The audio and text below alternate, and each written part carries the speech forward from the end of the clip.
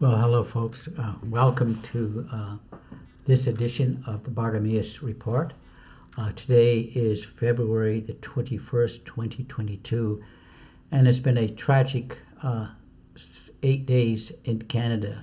Nothing like this has ever happened in our past. I quite frankly think we've lost any semblance of being a truly democratic society. And it's been and the Holy Trinity in Canada has become Justin Trudeau, the legacy media, comprised mostly of the CBC, CTV, Global News, and newspapers such as the Toronto Star, or as affectionately known by many as the Toronto Red Star. And I'll just say this, that the media, they're quite frankly pimping for Trudeau. They've lost any semblance of objective journalism, and that's probably been gone for years now. We don't have objective journalist in Canada any longer. But as some of you may know, that there has been a trucker convoy, trucker protest. These men have been called terrorist, Trumpian supporters. And the media has backed this up, and most of them have come across as basically working class people who are seeing their livelihoods destroyed, and they just simply went to Ottawa to protest and let their voices be heard, known. Had our Prime Minister had the courage to go out and meet with them and say, you know what, let's talk. Let's see how we can fix it. Let's see how we can work together to fix the problem. And he absolutely refused to meet with them again. He talked down to me. In fact, he talks like that to everybody. He has absolutely no comprehension of what most people feel. And what is tragic is that the legacy media, the mainstream media, back him up. And in Canada, what has developed now is basically an unholy trinity of Justin Trudeau, the legacy media, and the police. And what we saw in Ottawa, where you had people who were bringing in mounted police when there was no smashing of windows, there were no burning of police cars, there was no violence whatsoever. If there was any violence, it was started by the police.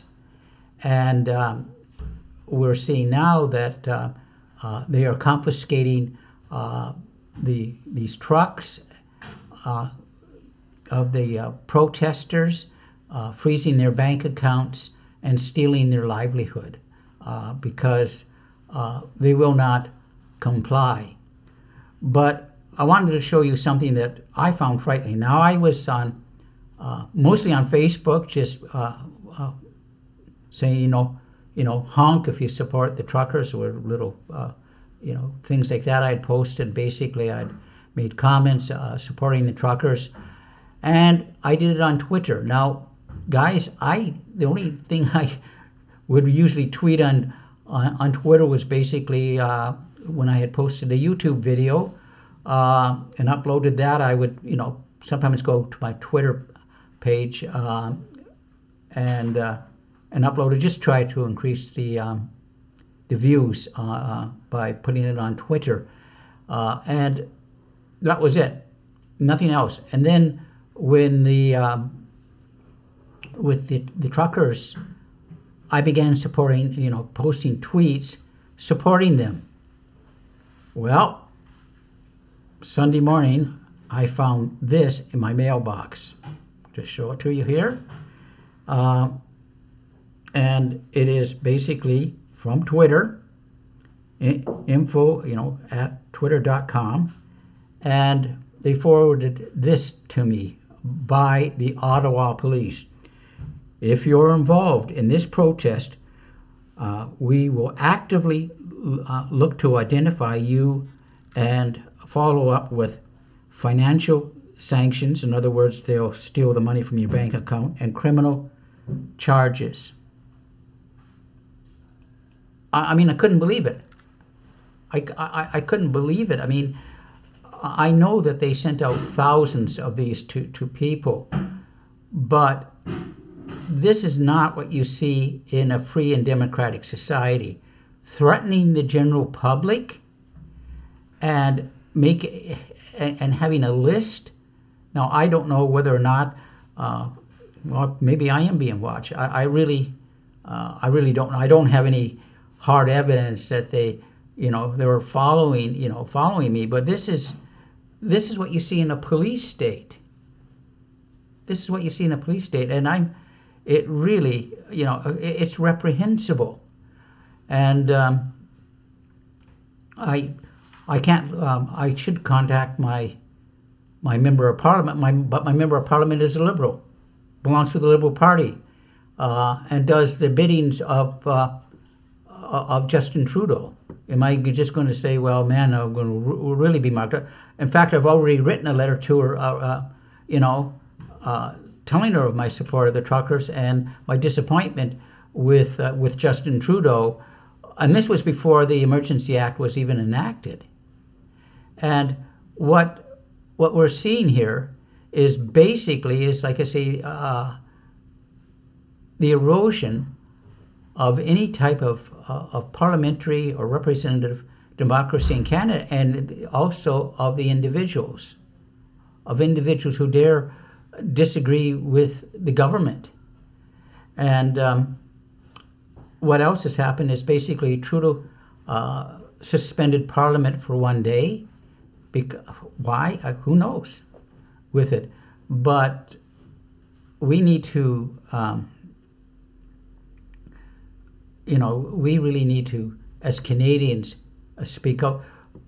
We become the laughingstock. I mean, of course, he's not going to get any criticism in the press or on the media here in Canada, because, like I say, they're pimping for him. They've prostituted themselves, and so there's not a lot of hope left, at least on the shall we?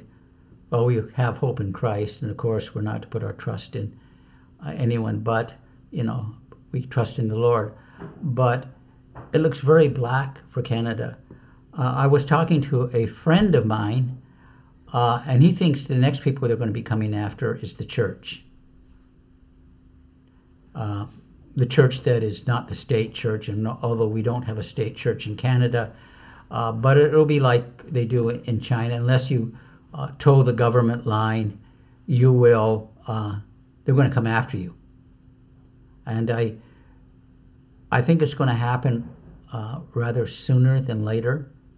I think we need to be concerned. We need to understand that I think that the church is going to go through very, very difficult times, especially when we speak out against conversion therapy, when we speak out against gay marriage, when we speak out against abortion, when we speak out about some of these social issues that are conflicting with the church.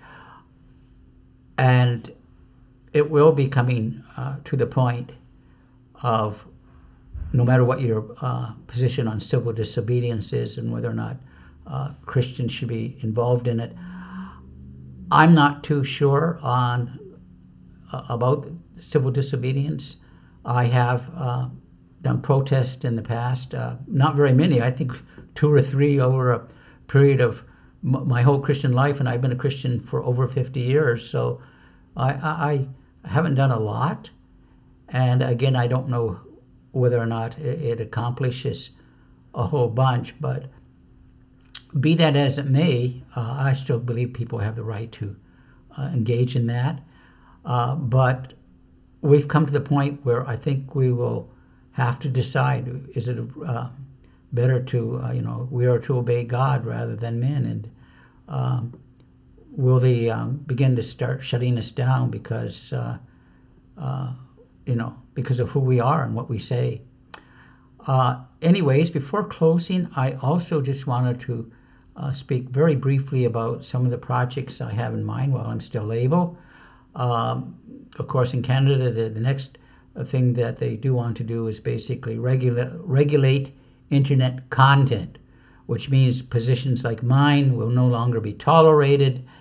They'll find a way of shutting anyone down who basically wants to speak about Islam or homosexuality or whatever, and so that seemed to be regulated. They already have bought the press,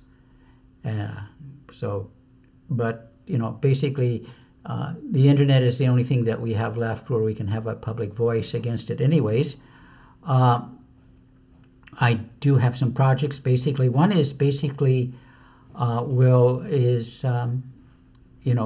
Stephen Atkins Live, which will be a Facebook commentary every Wednesday night, or most Wednesday nights, Lord willing, at 8 p.m. Eastern Time. Other projects I have is basically Let the Bible Speak, where we'll be examining some biblical issues, and we'll take it at that. It'll probably be a bit varied. I do believe theology matters, and we should allow the Bible to speak. Shabir Ali has a program, Let the Quran Speak, and when you watch Let the Quran Speak, very often they're, it's pushing Islam and basically letting and trying to correct Christianity or its perception of Christianity. In fact, Shabir has been doing a series on the Gospel of Mark. Unfortunately, I wish he would let Mark speak or Let the Bible Speak, but we'll be doing a program, Let the Bible Speak. I hope to have something up in the next week. Shall we say, I'll set a goal for myself in the next week with that. Also, we will be doing basically today's Muslim challenge. That might be a little bit more on Facebook than Let the Bible Speak. That will probably be more on YouTube. But today's Muslim challenge, we will be asking Muslims some of the tough questions and see whether or not we get answers regarding that. And I have one or two other things in mind. Want to say that I was really encouraged at church, basically, that I should continue what I'm doing, and I actually was getting quite discouraged about that. Anyways, I want to say that I'll be uploading this video first on Facebook and then over to YouTube. If you would, and I would really like you to, like a real big favor from you guys, watch my videos on YouTube. It's just basically Stephen Atkins, and hit the likes and subscribe. You can ask me questions on it, and I'll do my very best to answer any relevant question with that. Anyways, thanks for watching. May God bless, and have a great day. And I shall see you again on Wednesday evening, and also on YouTube. Again, thanks for watching. God bless.